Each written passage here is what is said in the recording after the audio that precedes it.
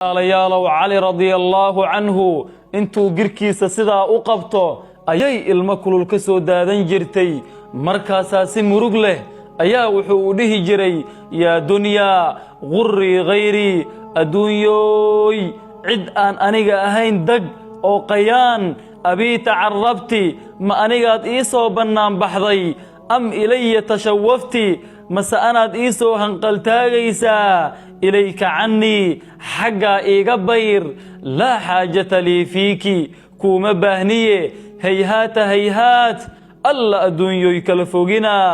oo kala foginaa qad bintuki waan ku furay ثلاثا سدح بانكوغو فري فعمرك قصير عمرigaaga wuu gaaban yahay ومجلسك حقير مجلسكاagana wuu liitaa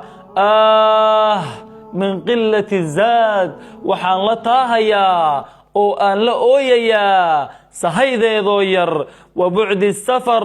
iyo safarkaygoo fog ووحشة طريق iyo wadada qiyaamada aan u mari doono cidladeeda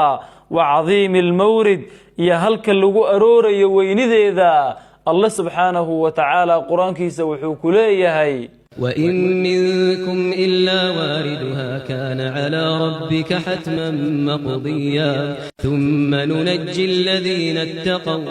ونذر الظالمين فيها جثيا